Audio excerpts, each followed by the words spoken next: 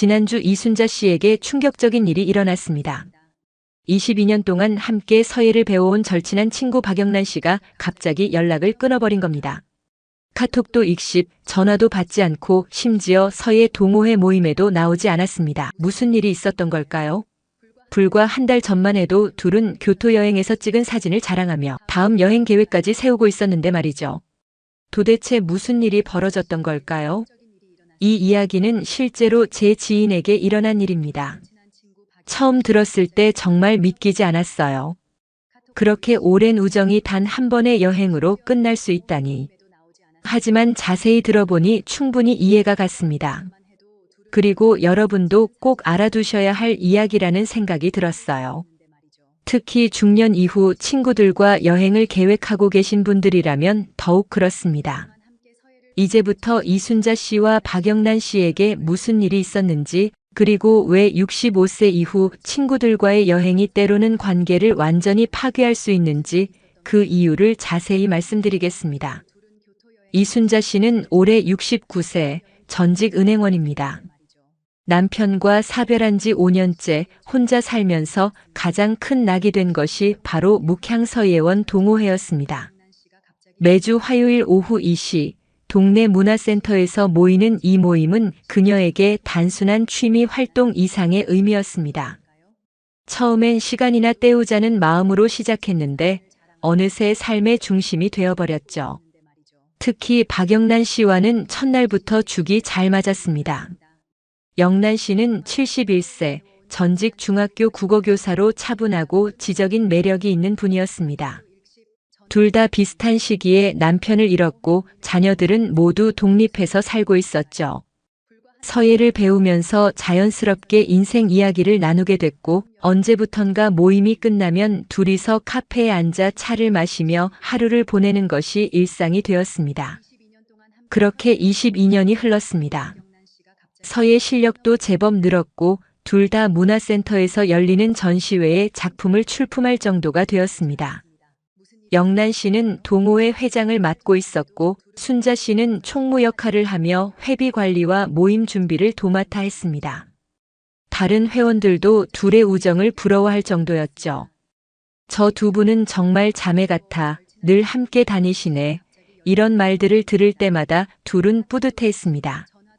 그런 어느 날 영란 씨가 제안했습니다. 순자야, 우리 이제 일본 한번 가보자. 서예의 본고장도 구경하고 교토의 유명한 절들도 돌아보고. 우리 나이에 이런 기회 놓치면 언제 또 가겠어? 순자 씨도 흔쾌히 동의했습니다. 그래, 평생 국내만 돌아다녔는데 이번엔 제대로 된 문화여행을 해보자. 둘은 곧바로 계획을 세우기 시작했습니다. 매달 15만 원씩 적금을 넣기로 하고 1년 후 교토로 떠나는 4박 5일 여행을 확정했습니다. 항공료, 숙박비, 식비까지 꼼꼼히 계산했고 영란 씨가 일본어를 조금 할 수 있어서 전체적인 일정 관리를 맡았습니다. 순자 씨는 국내 준비 사항들, 여행자 보험, 환전 등을 담당했죠. 출발 전까지 둘은 정말 설렜습니다. 일본 서예에 관한 책도 함께 읽고 교토의 유명한 절들에 대해 공부하고 심지어 간단한 일본어 회화까지 배웠습니다. 동호회 다른 회원들도 부러워하며 사진 많이 찍어 와라. 기념품도 잊지 말고 이런 말들을 건넸습니다. 드디어 출발일. 인천공항에서 만난 둘의 얼굴엔 기대감이 가득했습니다. 22년 우정의 결실이라고 할 수 있는 이 여행. 둘 다 생애 첫 해외여행이었기에 더욱 의미가 컸습니다. 교토에 도착한 첫날 모든 것이 완벽했습니다. 호텔도 깔끔했고 날씨도 좋았고 계획했던 청수사와 금각사 관람도 순조롭게 진행됐습니다. 저녁엔 둘이 호텔 방에서 오늘 본 것들에 대해 이야기하며 내일 일정을 확인했죠. 이때까지만 해도 모든 게 순조로웠습니다. 문제는 둘째 날 아침부터 시작됐습니다. 영란 씨는 새벽 5시 30분에 일어나 스트레칭을 하고 씻은 후 호텔 조식을 먹는 것이 평소 루틴이었습니다.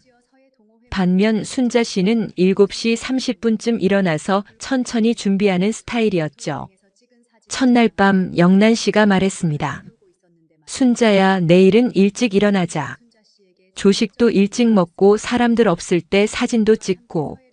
순자 씨는 대답했습니다. 응, 그런데 나는 너무 일찍 일어나면 하루 종일 피곤해. 8시쯤 일어나면 안 될까? 영란 씨는 살짝 당황했지만 괜찮다고 했습니다. 하지만 다음 날 아침 영란 씨는 5시 30분에 일어나 씻고 준비를 마친 후 7시까지 방에서 기다려야 했습니다. 그 시간이 생각보다 길게 느껴졌죠. 더군다나 순자 씨는 7시에 일어나서도 천천히 씻고 천천히 옷을 갈아입어서 실제로 방에서 나온 건 8시 30분이었습니다. 조식 시간은 이미 지나가고 있었고 영란 씨는 속으로 답답함을 느꼈습니다. 영란 씨가 조심스럽게 말했습니다. 순자야, 조식 시간이 9시까지인데 좀 서둘러주면 안 될까? 순자 씨는 미안하다며 서둘렀지만 이미 분위기는 어색해졌습니다. 이런 일이 사흘 연속 반복되자 영란 씨는 참지 못하고 말했습니다. 순자야, 우리 시간 약속만큼은 지키자. 나도 기다리는 게 힘들어. 순자 씨는 그 말에 기분이 상했습니다. 나도 최대한 빨리 하는 건데 왜 자꾸 재촉하는 거야? 우리가 무슨 회사 다니나? 첫 번째 균열이 생긴 순간이었습니다. 두 번째 문제는 돈 때문이었습니다. 둘 다 같은 금액을 모았지만 쓰는 방식이 달랐습니다. 영란 씨는 이왕 온 김에 제대로 된 일본 요리를 먹어보자며 1인당 8만 원짜리 가이세키 요리를 제안했습니다.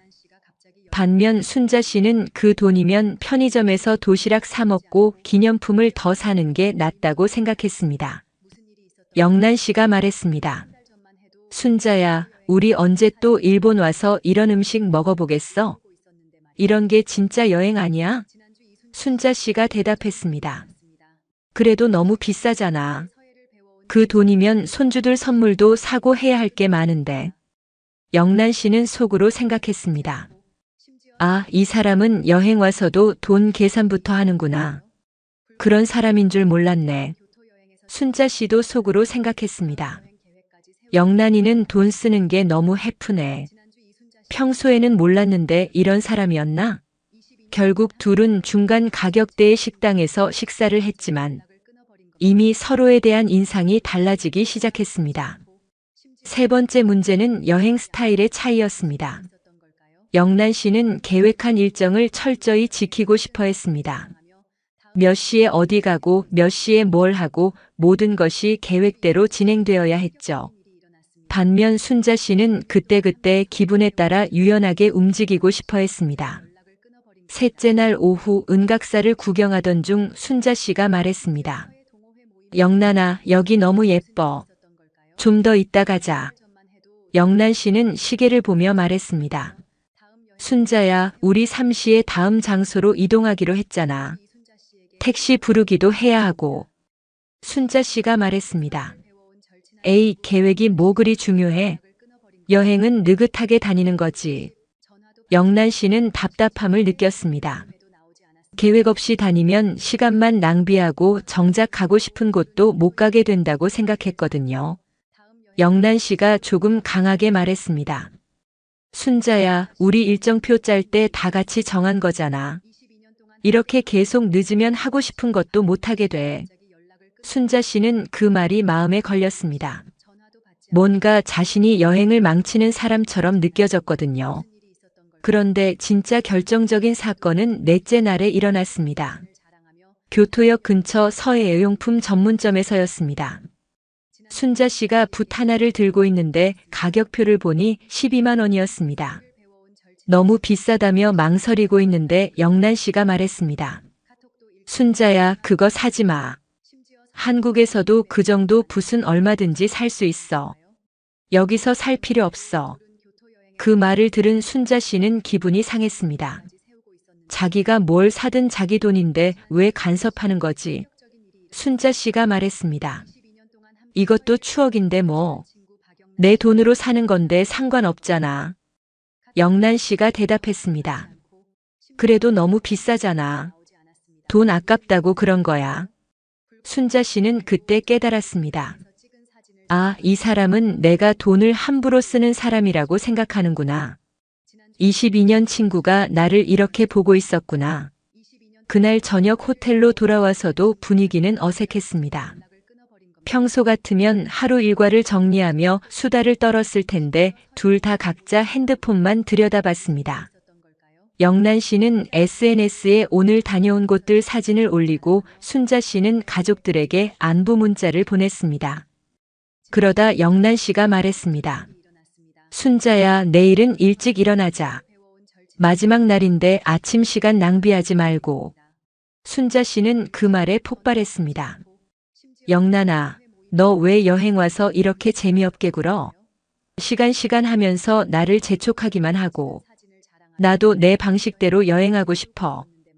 영란 씨도 참았던 말이 터져 나왔습니다. 순자야, 그럼 너는 뭐야? 계획 세워놓고는 맨날 늦고 돈은 함부로 쓰고 나 혼자 다 챙기게 만들고. 이게 같이 여행하는 거야? 그 말에 순자 씨는 충격을 받았습니다. 22년 친구가 자신을 이렇게 생각하고 있었다니. 순자 씨가 떨리는 목소리로 말했습니다. 그럼 나는 여행할 자격이 없는 사람이구나. 미안해. 내가 너를 힘들게 했네.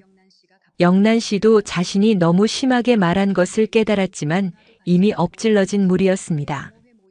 그날 밤 둘은 서로 등을 돌리고 잠들었습니다. 마지막 날인 5째 날 공항에 가는 택시 안에서도 둘은 말이 없었습니다. 인천공항에 도착해서 헤어질 때 영란 씨가 말했습니다. 그래도 좋은 여행이었어. 고마웠어. 순자 씨도 대답했습니다. 응, 나도 재밌었어. 수고했어. 하지만 둘 다 알고 있었습니다. 이것이 마지막일 거라는 걸. 그 후 일주일이 지나도 둘 사이에 연락은 없었습니다. 평소 같으면 여행 사진을 정리하며 이야기꽃을 피웠을 텐데 말이죠. 화요일 서예 모임 날 순자 씨는 영란 씨가 올까봐 가슴이 두근거렸습니다. 하지만 영란 씨는 나타나지 않았습니다. 다른 회원들이 물었습니다. 영란 언니는 어디 갔어요? 아프신가? 순자 씨는 대답할 수 없었습니다. 뭐라고 설명해야 할지 모르겠더라고요. 그냥 개인적인 일이 있으신가 봐요. 이렇게 둘러대는 것이 전부였습니다. 일주일 후 순자 씨는 영란 씨에게 카톡을 보냈습니다. 영란아, 모임에 안 나와서 걱정돼. 몸은 괜찮아? 하지만 익십이었습니다. 며칠 뒤 전화를 걸어봤지만 받지 않았습니다. 그제야 순자 씨는 깨달았습니다. 정말 끝이구나. 22년 우정이 4박 5일 여행으로 끝났구나. 이제 다른 회원들도 눈치를 채기 시작했습니다. 회장이었던 영란 씨가 갑자기 나오지 않으니 모임 분위기도 어색해지고 누군가 영란 씨 이야기를 꺼내면 순자 씨의 표정이 어두워지는 것을 보고 있습니다. 그렇다면 도대체 왜 이런 일이 벌어진 걸까요? 왜 65세 이후 친구들과의 여행이 때로는 관계를 완전히 파괴할 수 있는지. 그 이유 5가지를 구체적으로 설명해 드리겠습니다. 첫 번째, 생활 루틴의 충돌입니다. 나이가 들수록 각자의 생활 패턴은 더욱 고착화됩니다. 몇십 년간 자신만의 리듬으로 살아온 사람들이 갑자기 24시간을 함께 보내려고 하면 필연적으로 충돌이 생깁니다. 언제 일어나고 언제 씻고 언제 쉬고 언제 자는지. 이런 기본적인 일상의 리듬이 맞지 않으면 하루 종일 스트레스를 받게 됩니다. 순자 씨와 영란 씨의 경우도 그랬습니다. 평소 일주일에 한 번 2~3시간 만나는 관계에서는 전혀 문제가 되지 않았던 부분이 24시간 함께 지내면서는 큰 갈등 요소가 된 거죠. 아침에 일어나는 시간부터 시작해서 씻는 순서, 식사 시간, 잠자는 시간까지 모든 것이 협상의 대상이 됩니다. 그런데 나이 든 사람들은 젊은 사람들처럼 쉽게 적응하지 못합니다. 오랫동안 굳어진 습관은 몇 일간의 여행으로는 바뀌지 않거든요.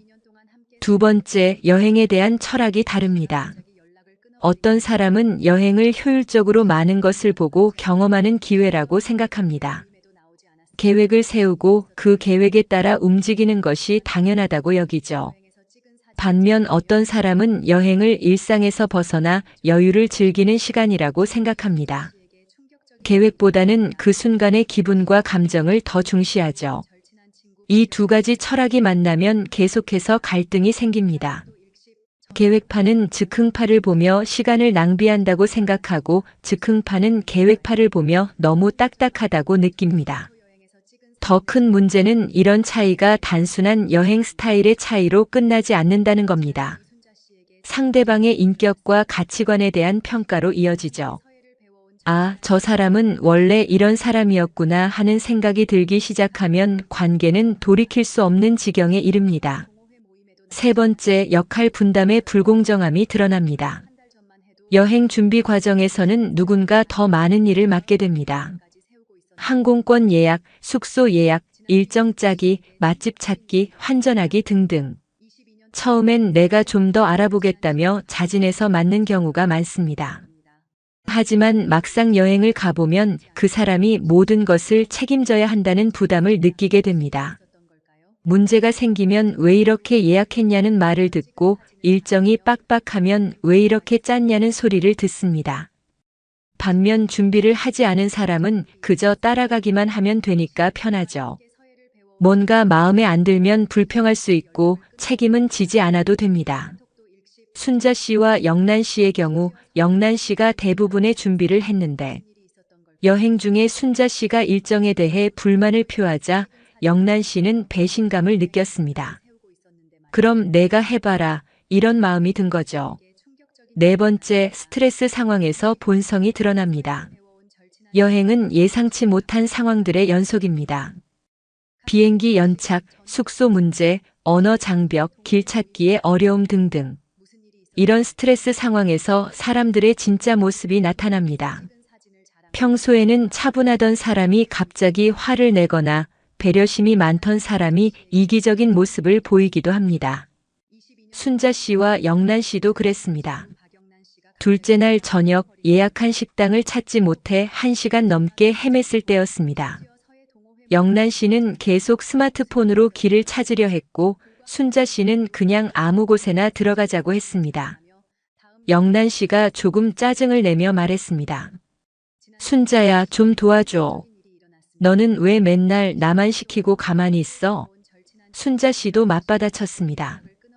나는 스마트폰을 잘 못 다룬다고 했잖아. 너도 알면서 왜 자꾸 시켜? 그 순간 둘 다 깨달았습니다. 우리는 생각보다 서로를 잘 모르는 사이였구나. 다섯 번째, 기대와 현실의 괴리가 너무 큽니다. 여행 전에는 모든 것이 완벽할 거라고 생각합니다.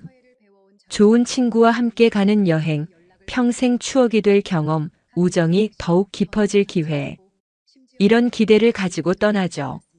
하지만 현실은 다릅니다.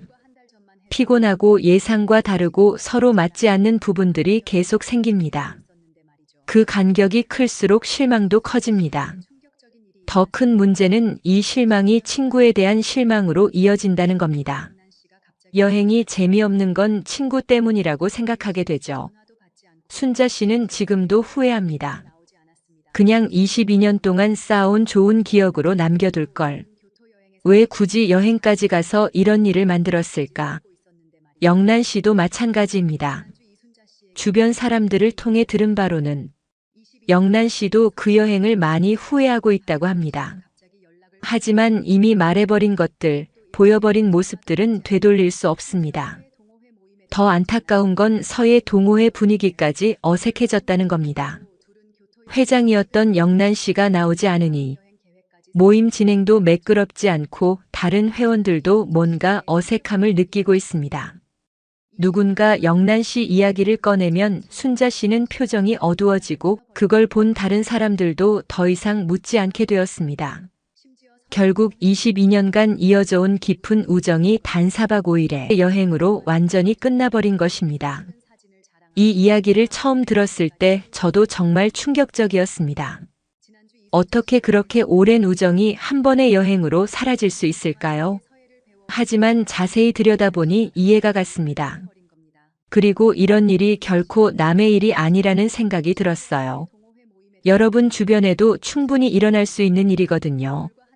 특히 요즘 중장년층 사이에서 친구들과의 해외여행이 인기를 끌고 있는데 이런 사례들이 생각보다 자주 벌어지고 있다고 합니다. 그렇다면 우리는 어떻게 해야 할까요? 첫째, 친구와의 여행을 계획하기 전에 정말 신중하게 생각해 보세요. 그 친구와 24시간을 함께 보낼 수 있는지, 서로의 다른 점들을 받아들일 수 있는지, 갈등이 생겼을 때 현명하게 해결할 수 있는지 말이죠. 만약 조금이라도 의심스럽다면 차라리 각자 여행을 다녀와서 서로의 이야기를 나누는 것이 더 나을 수 있습니다. 둘째, 꼭 함께 가야겠다면 미리 충분히 대화를 나누세요. 여행 스타일, 돈 쓰는 방식, 생활 패턴, 역할 분담까지. 불편할 수 있는 이야기들도 솔직하게 나누고 서로 양보할 수 있는 부분과 양보할 수 없는 부분을 명확히 해두세요. 셋째, 기대치를 너무 높이지 마세요. 여행이 우정을 더 깊게 만들어줄 거라는 환상은 버리시기 바랍니다.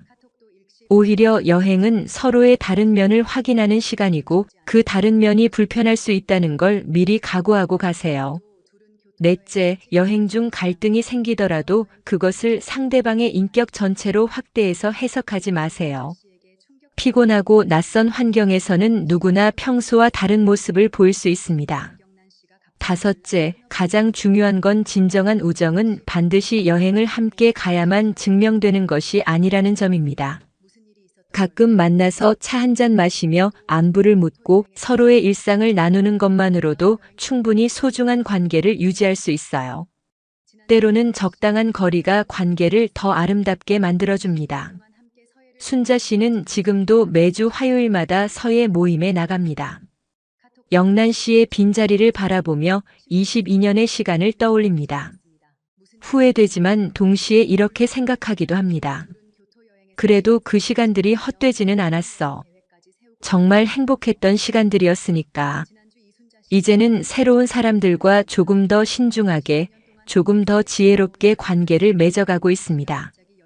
혹시 지금 이 글을 읽으시는 여러분도 친구들과 여행 계획이 있으시다면 이 이야기를 꼭 기억해 주세요. 그리고 주변의 소중한 분들에게도 들려주시기 바랍니다. 미리 알고 준비하면 순자 씨와 영란 씨 같은 안타까운 일을 충분히 예방할 수 있으니까요. 영란 씨도 언젠가는 마음이 정리되어 연락이 올지도 모릅니다. 시간이 지나면 서로의 감정도 가라앉을 테고 그때는 또 다른 방식으로 만날 수 있을지도 모르죠. 하지만 설령 그런 날이 오지 않더라도 괜찮습니다. 22년간의 아름다운 기억은 아무도 빼앗아갈 수 없으니까요. 여러분의 소중한 인연들이 오래오래 아름답게 이어지기를 진심으로 바랍니다.